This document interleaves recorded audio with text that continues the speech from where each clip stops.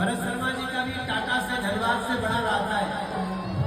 मेरे बड़े भाई समान हम एक फिल्म के लिए देवा, मेरी हीरोइन भाग्यश्री थी, उसमें हमने इस गाने को गाया।